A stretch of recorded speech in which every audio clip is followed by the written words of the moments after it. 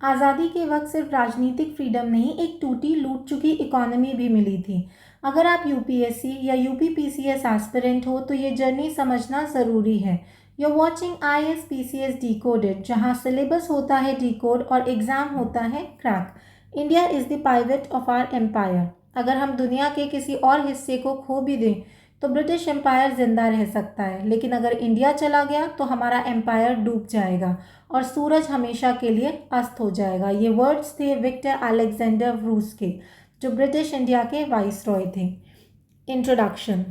Indian economic development. ये book एक simple काम करती है, आपको दिखाना कि इंडिया की इकोनॉमी इंडिपेंडेंस के बाद कैसे बनी और आज कैसे चल रही है। ये बुक बताती है कि इंडिपेंडेंस के बाद इंडिया ने कैसे अपनी इकोनॉमी को रीबिल्ड किया। पर ट्विस्ट ये है कि जिस इकोनॉमी को हम आज देखते हैं उसकी जड़ें 200 साल पुरानी ब्रिटिश लूट में छुपी हैं। ब्रिटिशर्स का एक ही गोल था, इंडिया का रॉ मटेरियल लो और ब्रिटेन की फैक्ट्री में पैसा बनाओ। इंडिया बन गया सप्लायर और ब्रिटेन बन गया सुपर पावर, और हम रह गए गरीबी, टैक्स और बैकवर्डनेस के चक्रव्यूह में।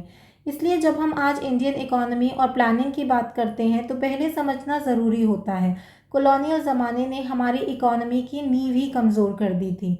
ये बेस क्लियर कर लो, क्योंकि यूपीएससी और यूपीपीसीएस में यही पूछा जाता है कि how colonialism shaped India's economic future, या why was post independence planning necessary. Low level of economic development under the colonial rule. British rule से पहले इंडिया अपनी स्ट्रॉन्ग इकोनॉमी थी। लोग मोस्टली फार्मिंग करते थे, लेकिन सिर्फ खेती नहीं, इंडिया का मैन्युफैक्चरिंग सेक्टर भी काफ़ी स्ट्रॉन्ग था। स्पेशली हैंडीक्राफ्ट में इंडिया वर्ल्ड फेमस था, जैसे कॉटन और सिल्क के कपड़े, मेटल का काम, हीरे मोती वाले डिज़ाइंस। इन प्रोडक्ट की दुनिया भर में डिमांड थी क्योंकि क्वालिटी और क्राफ्टमैनशिप टॉप क्लास था। पर जब ब्रिटिश आए उन्होंने इस पूरे सिस्टम को बिगाड़ दिया। इंडिया को सिर्फ एक रॉ मटेरियल सप्लायर बना दिया गया और लोकल इंडस्ट्रीज़ को डिस्ट्रॉय कर दिया गया। इसी वजह से इंडिया की इकोनॉमी का डेवलपमेंट रुक गया और हम बैकवर्ड बन गए।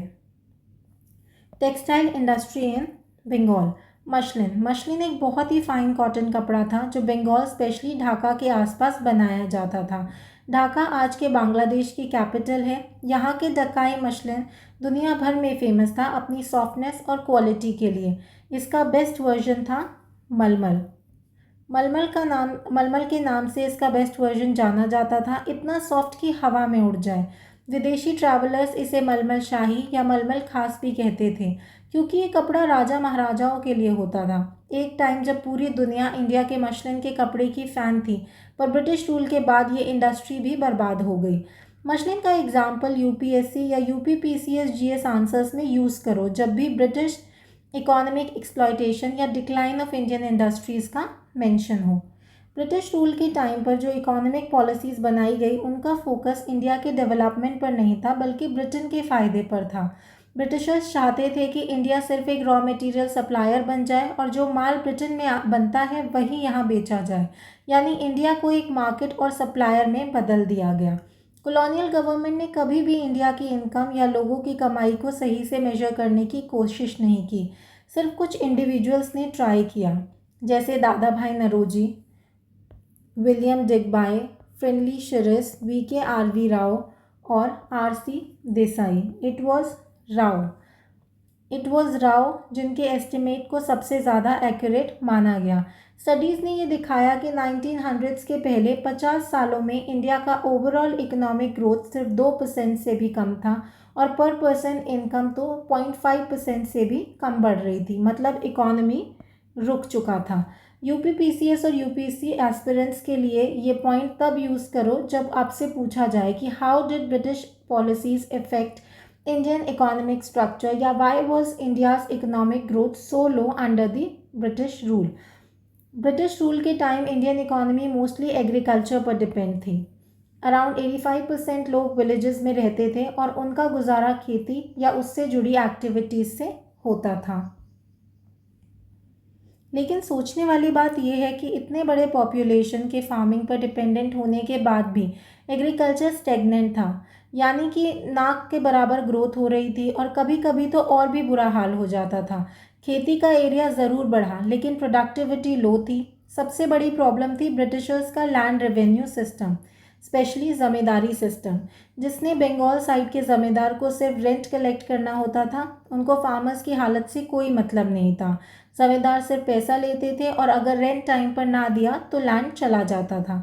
ना ज़मींदार ने खेती सुधारी, ना ब्रिटिश गवर्नमेंट ने, और ऊपर से प्रॉब्लम्स थी, पुअर टेक्नोलॉजी, इरिगेशन की कमी, फर्टिलाइज़र का यूज़ ऑलमोस्ट ज़ीरो। ये सब मिलकर एग्रीकल्चर को और वीक बना रहे थे। बस कुछ जगह पे कैश क्रॉप्स जैसे कि इंडिगो, कॉटन ग्रो कराई जा रही थी क्योंकि ब्रिटिशर्स उन्हें एक्सपोर्ट करते थे, पर इससे भी कॉमन फार्मर्स को कोई फ़ायदा नहीं हो रहा था। बॉक्स देख लेते हैं। बॉक्स में बात हो रही है agriculture during pre British India. सोचो, एक टाइम था जब बंगाल को इजिप्ट से भी ज़्यादा रिच बोला जाता था।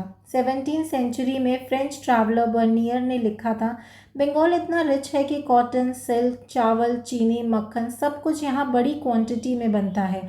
खाने के लिए सब कुछ मिलता है, सब्जियाँ, ग्रेन, मुर्गी, मछली, बकरी, सब कुछ। और गंगा से सी तक पूरा कनाल सिस्टम है इरिगेशन और ट्रांसपोर्टेशन के लिए।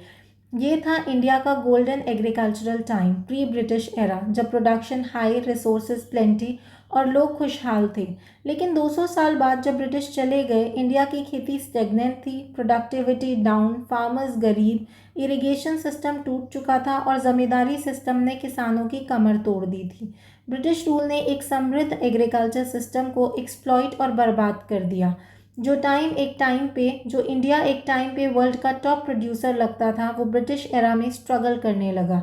यूपीपीसीएस एस्पिरेंट्स और यूपीएससी एस्पिरेंट्स एसए में इस कॉन्ट्रास्ट को इंट्रो में ज़रूर यूज़ करो। From agricultural glory to stagnation, the colonial impact on Indian farming. अब नेक्स्ट पेज पर आ जाते हैं, which is page number 7। British time में फार्मर्स को लगता था खेती बढ़ रही है, लेकिन असली फ़ायदा उन्हें नहीं मिल रहा था, क्योंकि अब वो फूड क्रॉप्स जैसे चावल, गेहूं की जगह कैश क्रॉप्स जैसे कि इंडिगो, कॉटन उगाने लगे थे, जो इंडिया के लोगों के लिए नहीं, ब्रिटेन की फैक्ट्रीज़ के लिए थे। हाँ, थोड़ा इरिगेशन का डेवलपमेंट हुआ था, लेकिन खेती में असली इन्वेस्टमेंट जैसे terrace farming, flood control, drainage या सॉइल की क्वालिटी सुधारना कुछ भी नहीं हुआ। कुछ बड़े फार्मर्स ने क्रॉपिंग पैटर्न बदला, पर मेजॉरिटी छोटे किसान, टेनेंट्स और शेयर क्रॉपर्स के पास ना पैसा था, न टेक्नोलॉजी और ना ही मोटिवेशन। उनके लिए खेती सिर्फ एक स्ट्रगल बन गई थी, ना आउटपुट अच्छा, ना इनकम ज़्यादा। नेक्स्ट आता है हमारा इंडस्ट्रियल सेक्टर। जैसे ब्रिटिश रूल ने एग्रीकल्चर को पीछे छोड़ दिया, वैसे ही उन्होंने इंडिया की इंडस्ट्री को भी वीक कर दिया। एक टाइम था जब इंडिया की हैंडीक्राफ्ट वर्ल्ड फेमस थी। कॉटन, सिल्क, मेटल का काम हर जगह एक्सपोर्ट होता था, लेकिन ब्रिटिशर्स ने जानबूझकर इंडिया की इंडस्ट्रीज़ को बर्बाद किया। क्यों? ताकि इंडिया सिर्फ रॉ मटेरियल दे ब्रिटेन के फैक्ट्रीज़ को और वापस से ब्रिटेन के रेडीमेड माल का मार्केट बन जाए। इस पॉलिसी से इंडिया की लोकल इंडस्ट्री तो गिर गई, साथ ही बड़ी अनएम्प्लॉयमेंट भी हो गई। जो माल पहले इंडिया में बनता था, अब वो ब्रिटेन से आने लगा, चीप फैक्ट्री मेड गुड्स, जिससे इंडियन मार्केट भर गए। 19वीं सेंचुरी के सेकेंड हाफ में थोड़ी थोड़ी मॉडर्न इंडस्ट्रीज़ इंडिया में आई, जैसे cotton textile mills Maharashtra, Gujarat, mostly Indian owned, और जूट मिल्स जैसे बंगाल, जो फॉरेन लोगों के कंट्रोल में थी। 1907 में Tata iron and steel TISCO बनी, एक बड़ी शुरुआत थी। बाद में शुगर, सीमेंट, पेपर जैसे इंडस्ट्रीज़ भी आए, लेकिन ग्रोथ बहुत स्लो थी। सबसे बड़ी दिक्कत थी कि इंडिया के पास कैपिटल गुड्स इंडस्ट्री नहीं थी, यानी ऐसी इंडस्ट्रीज़ जो मशीन बनाएं, जो दूसरी फैक्ट्रीज़ में काम आए। इसी वजह से इंडस्ट्रियलाइजेशन का बेस ही नहीं बन पाया। ब्रिटिश रूल के टाइम जो थोड़ी बहुत मॉडर्न इंडस्ट्री शुरू हुई थी, उनका ग्रोथ रेट बहुत स्लो था और जीडीपी में भी उनका कंट्रीब्यूशन बहुत ही कम था, यानी इकोनॉमी पे ज़्यादा असर नहीं पड़ा। दूसरी बड़ी दिक्कत ये थी कि पब्लिक सेक्टर भी सिर्फ रेलवेज, पावर, पोर्ट्स और टेलीकॉम तक लिमिटेड था। इंडस्ट्रियल एक्सपेंशन का रियल इंजन तो शुरू ही नहीं हुआ था। तो final result, traditional industry destroy हो गई, मॉडर्न इंडस्ट्री स्लो थी और ब्रिटिश को फुल फ़ायदा मिला। जो कभी दुनिया का इंडस्ट्रियल स्टार था, उसे ब्रिटिश ने बनाया एक बेकार बाजार। Next is foreign trade. India हमेशा से एक बड़ा ट्रेडिंग कंट्री रहा है, लेकिन ब्रिटिश रूल के बाद पूरा ट्रेड सिस्टम बिगड़ गया। ब्रिटिश गवर्नमेंट ने ऐसी पॉलिसीज़ बनाई जो इंडिया के ट्रेड के स्ट्रक्चर, आइटम और वॉल्यूम तीनों को नेगेटिवली इम्पैक्ट करती थी। अब सिर्फ रॉ मटेरियल एक्सपोर्ट करने लगा, जैसे रॉ सिल्क, कॉटन, वूल, इंडिगो, जूट, शुगर एक्सेट्रा। और बदले में इंडिया ब्रिटेन के फैक्ट्रीज़ का रेडीमेड माल इंपोर्ट करता था, जैसे कपड़े, सिल्क और लाइट मशीन्स। ब्रिटेन ने इंडिया के ट्रेड पर पूरा कंट्रोल जमा लिया, एक तरह का मोनोपोली। इंडिया का आधा से ज़्यादा फॉरेन ट्रेड सिर्फ ब्रिटेन के साथ होता था, बाकी थोड़ा चाइना, सिलोन आज का श्रीलंका और पर्शिया, ईरान के साथ। जब स्विस कनाल खुला तो ब्रिटेन के लिए इंडिया से ट्रेड करना और भी इजी हो गया, कंट्रोल और ज़्यादा बढ़ गया। सो ट्रेड था इंडिया का, पर फ़ायदा था ब्रिटेन का। ये बॉक्स कर लेते हैं क्योंकि उसमें मेंशन्ड है trade through the Suez canal. Suez canal एक आर्टिफिशियल वाटरवे है जो इजिप्ट के नॉर्थ ईस्टर्न पार्ट में है। ये मेडिटेरेनियन सी को रेड सी से जोड़ता है और इसने दुनिया के ट्रेड रूट को बदल कर रख दिया। पहले यूरोप से आने के लिए शिप्स को पूरा अफ्रीका घूमना पड़ता था, जिससे टाइम भी ज़्यादा लगता था और कॉस्ट भी। लेकिन जब स्विस कनाल 1869 में ओपन हुआ तो सीधा शॉर्टकट मिल गया, कॉस्ट कम और इंडिया का मार्केट ब्रिटेन के लिए और भी इजी हो गया। ब्रिटिशर्स ने इसका पूरा फ़ायदा उठाया और वो फास्टर और चीपर ट्रेड के थ्रू इंडिया से और ज़्यादा रॉ मटेरियल ले जाने लगे और अपना रेडीमेड माल यहाँ ईजिली बेचने लगे। कॉलोनियल टाइम में इंडिया का ट्रेड एक शॉकिंग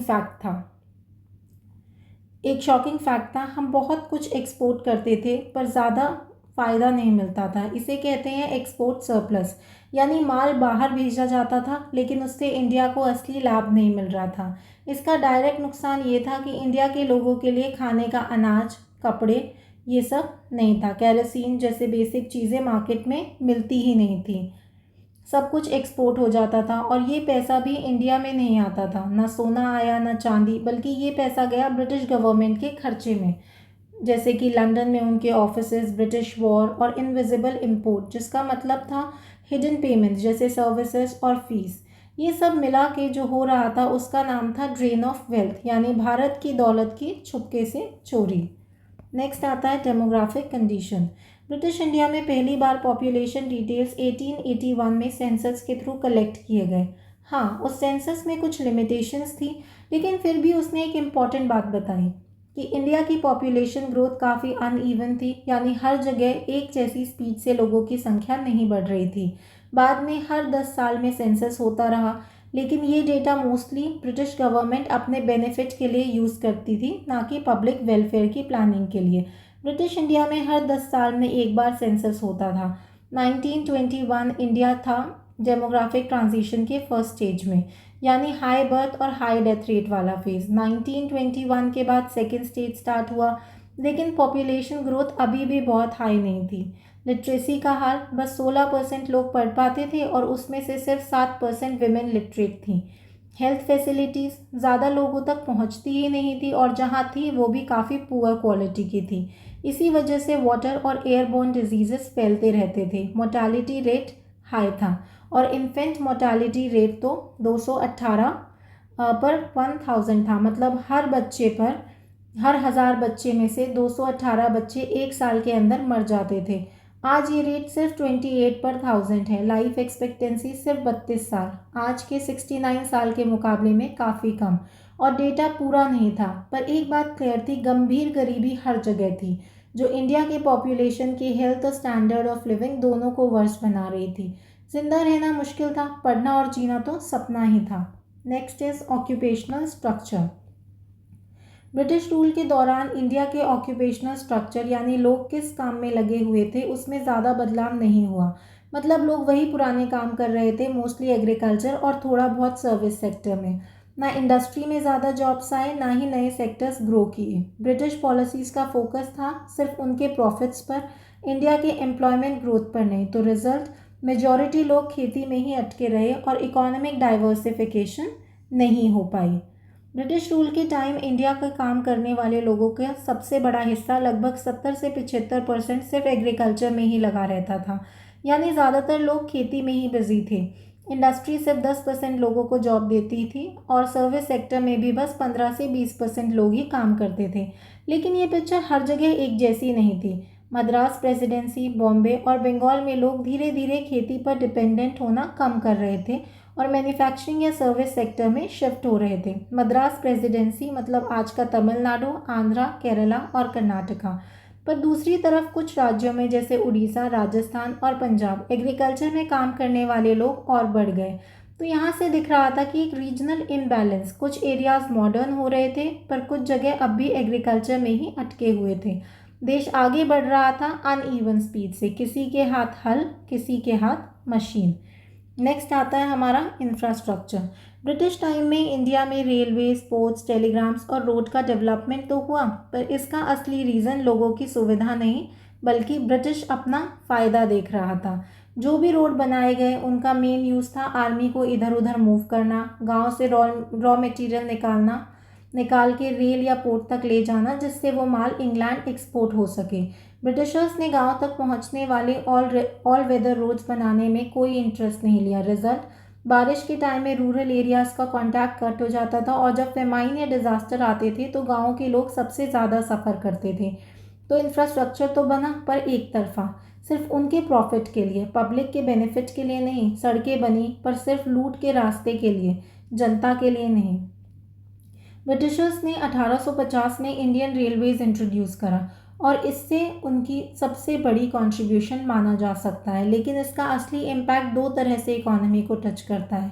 एक साइड पे रेलवे ने लोगों को लॉन्ग डिस्टेंस ट्रैवल का मौका दिया, देश के अलग अलग रीजन्स और कल्चर्स को कनेक्ट किया, जोग्राफिकल और कल्चरल बैरियर्स थोड़े कम हुए। लेकिन ये बैरियर्स दूसरी तरफ रेलवे ने इंडियन एग्रीकल्चर को कमर्शियल बनाया। विलेजेस जो पहले खुद के लिए फूड उगाते थे अब ब्रिटिश के लिए कैश क्रॉप्स उगाने लगे, लाइक इंडिगो, कॉटन, जूट। इससे गांव की सेल्फ सफिशिएंट इकोनॉमी टूट गई। हाँ, एक्सपोर्ट का वॉल्यूम बढ़ा लेकिन इसका फ़ायदा आम इंडियन को नहीं मिला, फ़ायदा सिर्फ ब्रिटेन ले गया। ब्रिटिशर्स ने इंडिया में रेलवेज इंट्रोड्यूस किया जिसका थोड़ा बहुत सोशल बेनिफिट तो मिला, जैसे लोग एक दूसरे से दूसरी जगह आसानी से जा पाए। पर जब पूरी पिक्चर देखते हैं तो ये सोशल बेनिफिट्स इंडिया के ह्यूज इकोनॉमिक लॉसेस के सामने छोटे पड़ जाते हैं। ब्रिटिशर्स ने इनलैंड ट्रेड और सी रूट्स डेवलप करने की कोशिश भी की, लेकिन ये काफ़ी हद तक हाफ हार्टेड और अनसेटिस्फैक्ट्री था। जैसे उड़ीसा कोस्ट पर बना कोस्टल कनाल, जो इतना महंगा और बेकार साबित हुआ कि पूरा प्रोजेक्ट ही अनइकोनॉमिकल बन गया। तो इंफ्रास्ट्रक्चर बना पर फ़ायदा इंडियन लोगों को नहीं, सब कुछ ब्रिटिश लूट और प्रॉफिट के हिसाब से डिज़ाइन किया गया।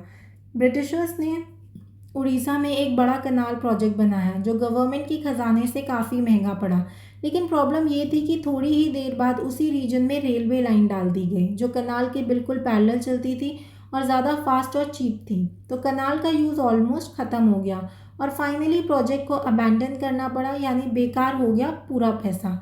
इलेक्ट्रिक टेलीग्राफ सिस्टम भी लाया गया, लेकिन इसका मेन काम था लॉ एंड ऑर्डर मेंटेन करना, जिससे ब्रिटिश अपने राज की पकड़ बनाए रखे। पोस्टल सर्विसेज थोड़ी यूज़फुल थी, लोगों के लेटर वगैरह जाते थे, पर पूरे देश के कंपैरिजन में काफ़ी लिमिटेड और इनएडिक्वेट ही रही। तो इंफ्रास्ट्रक्चर तो था पर पब्लिक के कंप्लीट बेनिफिट के लिए नहीं, ब्रिटिश कंट्रोल के लिए ज़्यादा था। कंक्लूजन, अगर हम इसकी ओवरऑल बात करें तो 1947 में जब इंडिया आज़ाद हुआ तब तक ब्रिटिश के 200 साल का असर हर कोने में क्लियरली दिख रहा था। एग्रीकल्चर, खेती में लोग तो बहुत थे पर प्रोडक्टिविटी बिल्कुल लो थी। ज़्यादा लोग, कम आउटपुट, यानी रोज़गार था पर पैसा नहीं। Old technology, limited types of products और मॉडर्नाइजेशन की बहुत ज़रूरत थी। पब्लिक इन्वेस्टमेंट और कैपेसिटी बिल्डिंग मिसिंग थी। इंडिया का ट्रेड सिस्टम पूरे तरीके से ब्रिटिश इंडस्ट्रीज़ को फीड करने के लिए डिज़ाइन किया गया था। हम एक्सपोर्ट करते थे रॉ मटेरियल और वापस मिलता था रेडीमेड ब्रिटिश का माल।